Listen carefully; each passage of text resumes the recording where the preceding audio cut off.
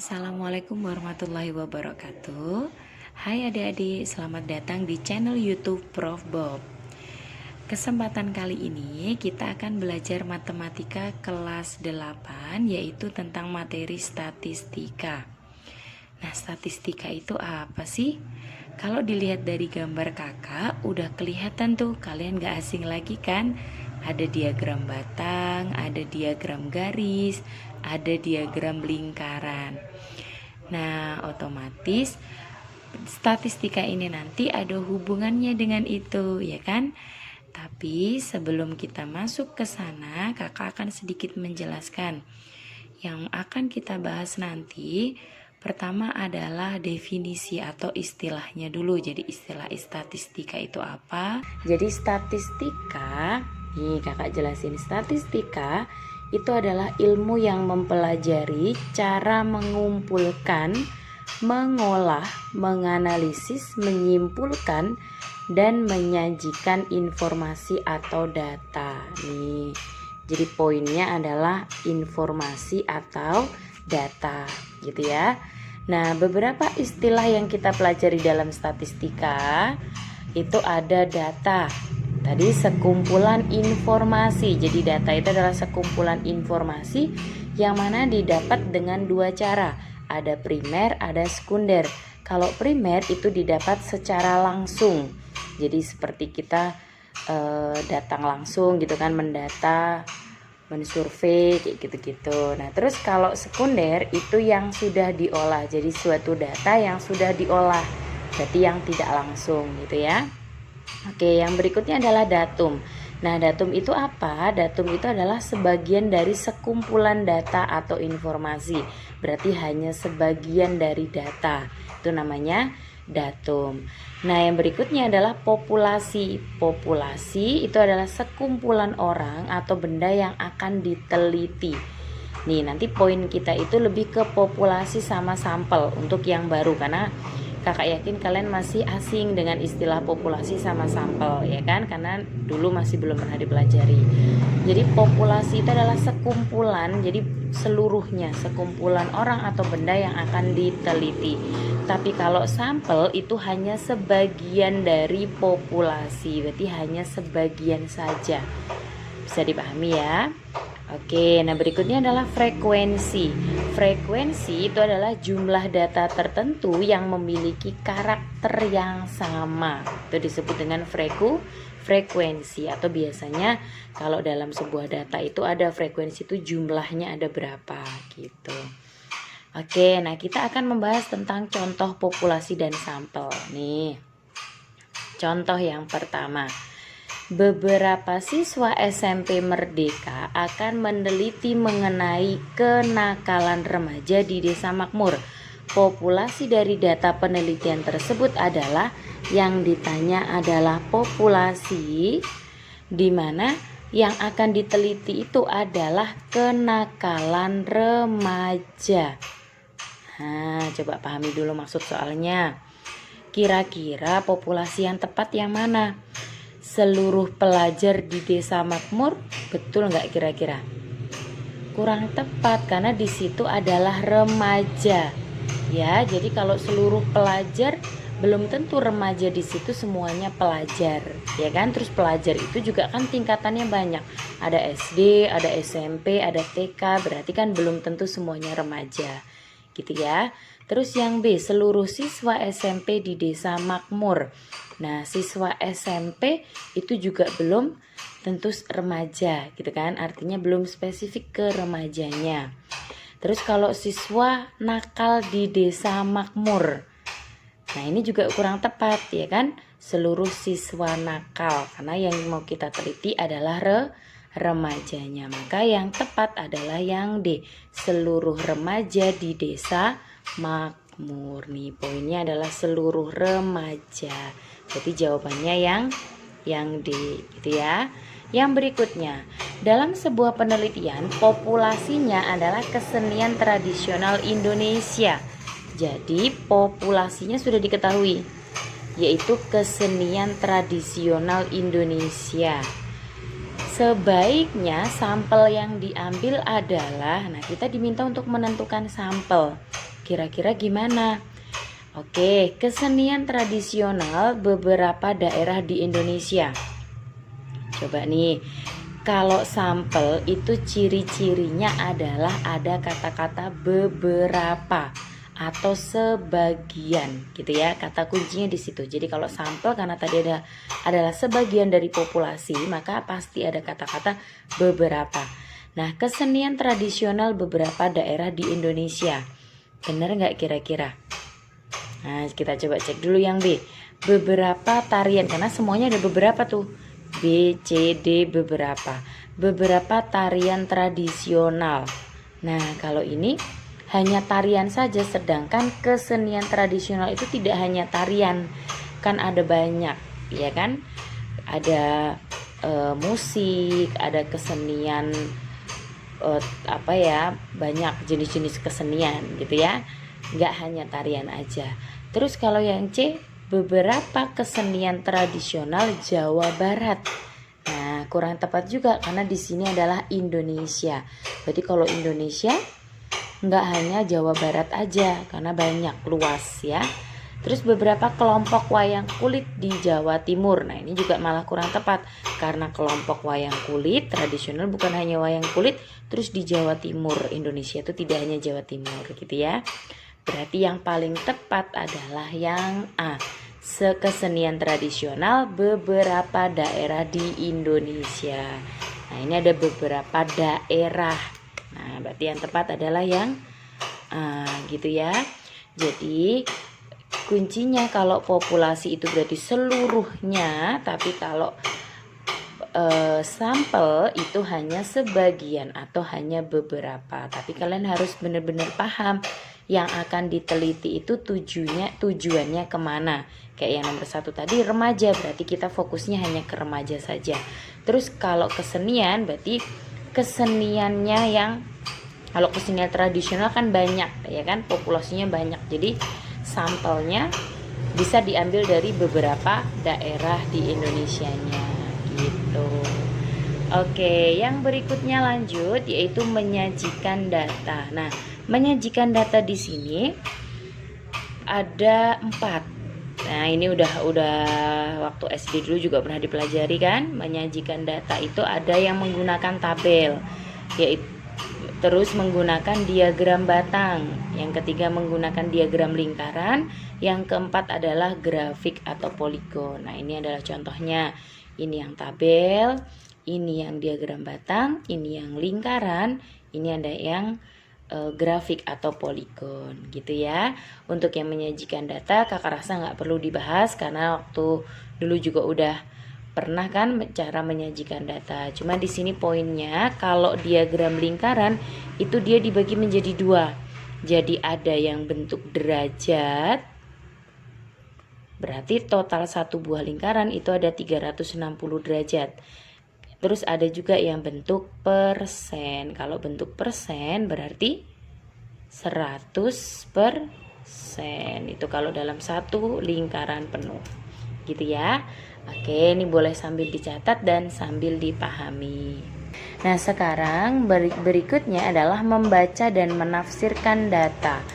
Membaca itu artinya adalah membaca data suatu statistik. Jadi misalkan ada suatu data, kita diminta untuk membaca data statistik itu. Nah, biasanya dalam membaca data ini nanti dia fokusnya ada di 3 ini. Jadi bisa jumlah, bisa angka, bisa nilai-nilai statistik. Jadi misalkan ada suatu data yang disajikan dalam diagram batang misalkan.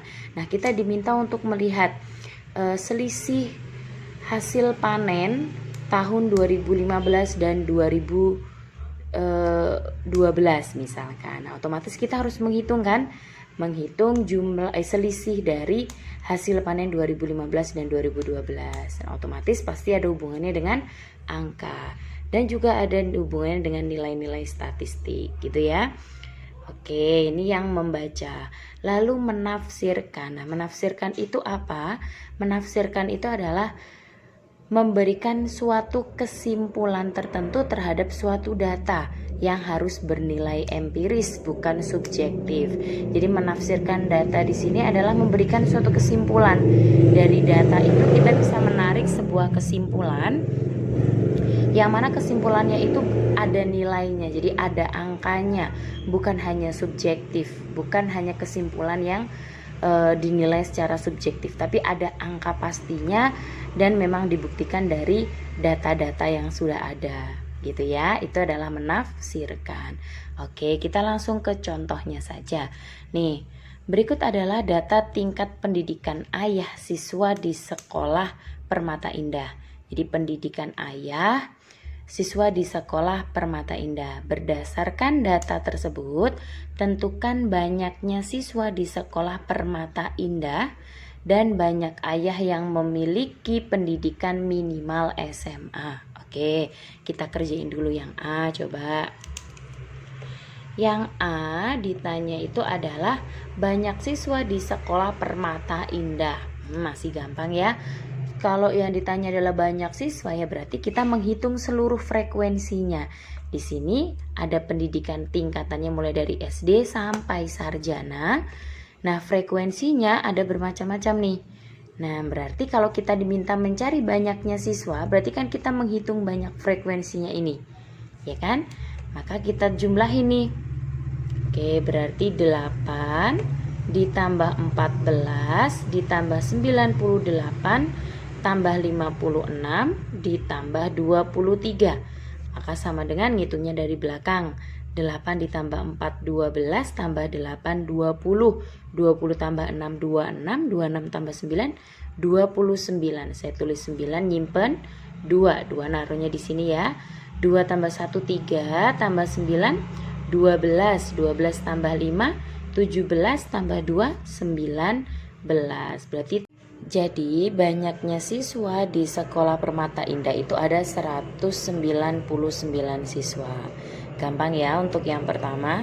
Nah, berikutnya jika yang ditanya adalah banyak ayah yang memiliki pendidikan minimal SMA. Nih ada kata-kata minimal. Nah, berarti kalau minimal gimana? Oke, minimal SMA itu berarti kan SMA ke atas, ya nggak? Paling minim itu SMA, berarti di bawahnya SMA nggak boleh. Gitu, berarti minimal SMA, maka SMA ke atas. Nah, SMA-nya harus ikut, gitu ya. Kalau maksimal SMA berarti paling atas SMA, berarti di bawahnya SMA dan juga SMA. SMA-nya juga ikut gitu kan, tapi maksimal SMA itu berarti dari bawah, tingkatan paling bawah sampai SMA. Tapi kalau minimal SMA itu berarti dari tingkatan SMA sampai ke tingkatan yang tertinggi. Gitu ya. Jadi dari SMA ini D3 sama sarjana. Kalau minimal SMA. Jadi harus hati-hati baca soalnya. Ada kalanya juga soal itu yang modelnya begini. Yang di bawah SMA. Nah, kalau ada kata-kata di bawah SMA, maka SMA-nya nggak perlu ikut, gitu ya. Kalau di bawah SMA, maka SMA-nya nggak ikut. Atau di atasnya SMA, maka dia SMA-nya juga nggak ikut. Tapi kalau minimal SMA, maka SMA-nya harus kita ikutin, gitu ya. Jadi harus ikutan dihitung. Bisa dipahami ya. Berarti yang B jawabnya adalah yang minimal SMA mulai dari SMA sampai sarjana. Berarti 93 ditambah 98 ditambah 56 ditambah 23. Kita hitung dari belakang. 8 tambah 6 14 ditambah 3 17. Simpen 1 10 tambah 5 15 16 17. Berarti 177 ayah, bukan siswa ya, karena yang ditanya adalah berapa banyak ayahnya, maka 177 ayah, gitu deh. Oke, contoh yang kedua, berikut adalah data siswa yang mengambil ekstrakurikuler di sekolah damai. Berdasarkan data ini, tentukanlah persentase siswa yang mengambil futsal.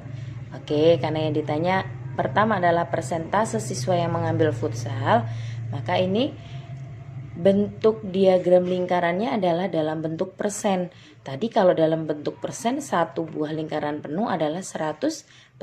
Maka futsal atau persen futsalnya kita bisa hitung nih, yaitu 100 dikurang dengan 24, lalu dikurang lagi dengan 16, dikurang lagi dengan 21, dikurang lagi dengan 10, gitu ya. Maka 100 dikurang, hitung dulu yang ini coba. 4 tambah 6 10, 10 ditambah 1 11, nyimpen 1 3 4 5 6 7. Oke, berarti 100 dikurang 71% adalah 29%. Nah, itu adalah persentasenya futsal. Ini untuk yang A. Ya, berarti di sini 29%. Nah, kemudian jika yang ditanya adalah jika total siswanya adalah 200, maka berapa banyak siswa yang mengikuti futsal? Maka caranya adalah yang diketahui adalah jumlah seluruh siswanya. Maka untuk mencari futsal, kita pakainya rumus perbandingan. Masih ingat nggak perbandingan waktu kelas 7? Ada persen dita dibagi dengan persen diket dikali n diket. Nah, apa itu Kak dita diket ya kan? Persen dita itu artinya adalah persentase yang ditanya dibagi dengan persentase yang diketahui dikali n yang diketahui. Jadi n itu maksudnya nilai dari yang diketahuinya di situ berapa. Nah, persen dita tadi yang ditanya apa? Yang ditanya adalah futsal. Berarti tulis di sini 29% dibagi yang diketahui. Karena yang diketahui adalah jumlah total seluruh siswanya, maka kita pakai persen seluruhnya. Nah, tadi total adalah berapa persen? 100% dikali dengan nilai yang diketahui, yaitu 200. Persennya boleh diilangin. Nah, ini persennya diilangin aja, ya kan? Tinggal nih coret 02-nya, lalu 2 dikali sama 29, yaitu 58 siswa. Jadi yang mengikuti futsal ada 58 siswa, gitu ya. Oke, satu lagi yang C. Jika yang mengikuti basket ada 10 orang, berapakah yang mengikuti PMR? Nah, yang nomor C atau yang bagian C itu sama dengan yang B. Jadi kita bisa pakai rumus ini. Nah, nih rumusnya bisa kita manfaatin nih. Ya kan? Tinggal pakai rumus ini aja. Gak usah nyari satu-satu, karena ada guru yang ngajarin tuh nyari dulu PMR-nya, nyari dulu pramukanya gitu ya, nyari basketnya. Gak usah nyari satu-satu. Jadi kita langsung aja. Nih, langsung aja karena yang diketahui adalah basket. Yang diketahui di sini nanti persennya basket.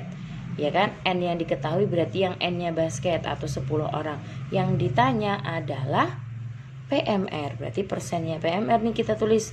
Persennya PMR adalah 24% dibagi dengan persennya basket 10, persennya basket 16% dikali dengan 10 itu banyaknya yang mengikuti basket. Persennya boleh diilangin lagi.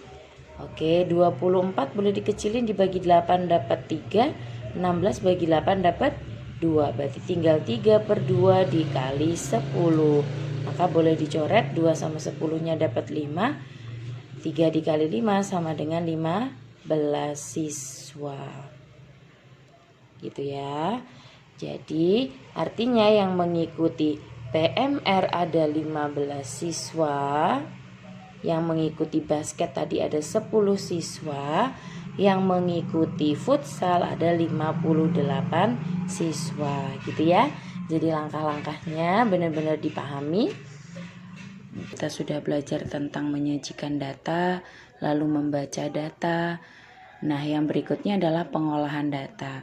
Pengolahan data di sini nanti yang bakal kita bahas ada jangkauan atau ring, rata-rata atau min, median atau nilai tengah, lalu kuartil. Kuartil itu nanti dibagi ada kuartil bawah, kuartil atas, sama kuartil tengah, tapi kuartil tengah itu sama seperti median. Lalu modus atau nilai yang sering muncul. Nah, kita akan bahas dulu yang jangkauan dan rata-rata. Jangkauan itu apa sih? Jangkauan itu adalah rentang dari suatu kumpulan data. Rentang di sini artinya adalah jarak. Jadi jarak dari data terkecil sampai data yang terbesar itu berapa, atau rentangnya itu berapa. Maka rumus jangkauan itu adalah X maksimum dikurang dengan X minimum, atau data yang terbesar dikurang dengan data yang terkecil, gitu ya. Nah, kemudian kalau rata-rata, ini udah sering banget kita dengar ya, kalau rata-rata itu artinya adalah jumlah dari seluruh data dibagi dengan banyaknya data. Maka rumusnya adalah jumlah nilai data dibagi jumlah data atau banyaknya data. Oke, kita langsung ke contoh soalnya saja. Di sini untuk contoh soal yang pertama, perhatikan data berikut. Ini datanya ada 8, 5, 7, 5, 7, 8, 10, 7, 9, 8, 6, 4, 6, 2, dan 7. Pertanyaannya di sini adalah tentukan jangkauan dan rata-rata. Oke, maka caranya gimana? Kita cari jangkauannya dulu. Nih, kita cari jangkauan. Tadi kan rumusnya adalah X maksimum dikurang dengan X minimum, atau data terbesar dikurang dengan data terkecil. Dari data ini, data yang paling besarnya berapa? Yaitu 10. Nah, ini disebut dengan data terbesar atau X maksimumnya. Nah, data yang terkecilnya adalah 2. Nih, ini disebut dengan X minimum. Nah, maka jangkauannya adalah 10 dikurang dengan 2, yaitu 8. Gampang ya? Itu untuk mencari jangkauan atau range-nya. Nah, sekarang kalau mencari rata-rata berarti kita harus ngejumlahin datanya. Nah, berarti kalau mau nyari rata-rata, jumlahin dulu datanya. Nih, kakak jumlahin. 8 ditambah 5, 13. Lalu ditambah 7, 20. 20 ditambah 5, 25. Ditambah 7, 32. Ditambah 8, 40. Ditambah 10, 50. Ditambah 7, 57. Ditambah 9 adalah 66. Terus ditambah 8, 74. 74 ditambah 6, 80. 80 ditambah 4 adalah 84. 84 tambah 6, 90. 90 ditambah 2, 92. Lalu ditambah 7, yaitu 99. Ternyata jumlah data seluruhnya ini ada 99. Jadi 99 dibagi dengan banyaknya data. Kita hitung. Kakak ngitungnya dua-dua ya. 1, 2, 3, 4, 5, 6, 7. Berarti 14. 14 tambah 1, 15. Nah, kalau ada angka seperti ini, kalau dia memang bisa disederhanakan ya. Kayak ini nih bisa kita bagi 3. Jadi atas dibagi 3, bawah juga dibagi 3. Maka 33 dibagi dengan 5. 33 per 5 itu pecahannya adalah 6. 3 per 5. Gitu kan? 3 per 5 adalah 0,6, berarti 6,6. Nah, jadi rata-rata dari data tersebut adalah 6,6. Bisa dipahami ya? Berikutnya adalah contoh kedua. Nih, contoh soal yang kedua, perhatikan data berat badan anak kelas 6 berikut. Nah, dia bentuk datanya itu dalam bentuk tabel. Tabel itu dibagi ada 2, nanti bentuknya bisa yang begini, bisa juga tabel yang berdiri. Nah, misalkan tabelnya yang begini, berat, terus yang sebelah kanannya frekuensi. Nah, yang bentuk tabelnya begini. Sama aja, jadi kalau misalkan di situ 34, maka frekuensinya 6. Kalau 35, frekuensinya Oh 32 dulu ya, 32 ada 3, lalu 34 ada 6, 35 ada 14, dan seterusnya gitu ya. Oke, nah berarti gimana cara mencari jangkauannya? Kalau jangkauan masih gampang, masih yang seperti tadi, kita lihat dari data tertinggi dikurang dengan data yang paling kecil, yaitu 40 dikurang dengan 32 sama dengan 8. Itu adalah jangkauannya. Nah, kalau rata-ratanya gimana? Kalian ingat definisi frekuensi di awal banget video itu apa? Frekuensi itu kan adalah jumlah dari data itu gitu kan. Artinya di sini kalau dia yang beratnya 32, jumlahnya ada 33 anak gitu ya, ada 3 anak. Yang beratnya 34 ada 6 anak, dan seterusnya. Maka artinya kalau kita mau nyari jumlah seluruh datanya, paling gampangnya adalah kita kaliin aja. Jadi kalian jangan ngitung satu persatu. 32 tambah 32 tambah 32. Terus 34 tambah 34 sebanyak 6 kali, kan terlalu banyak. Nah, dari sini kita bisa hitung dulu nih. Kita kaliin. Jadi kita bikin kolom yang baru. Nih. Kakak bikin kolom baru di sini. Nah, kolomnya ini adalah berat kali frekuensi, atau nilai dari frekuensi kali frekuensi juga boleh, jadi tergantung dari sininya ya. Kalau nilai berarti N kali frekuensi, kalau berat berarti ya B kali frekuensi. Intinya kita kali ini angkanya. 32 kali 3 96, 34 kali 6 204, 35 dikali 14 adalah 490, 37 dikali 17 629, 38 dikali 8 adalah 304, 40 kali 2 adalah 80. Nah, setelah itu kita jumlahin. Jadi di sini ada tabel jumlah. Yang kita butuhkan adalah jumlah dari data yang sudah dikaliin dengan frekuensi. Nah, ini kita jumlahin dulu nih. Jumlahnya ada berapa gitu kan? 96 ditambah 204. Nih, kita hitungnya pelan-pelan.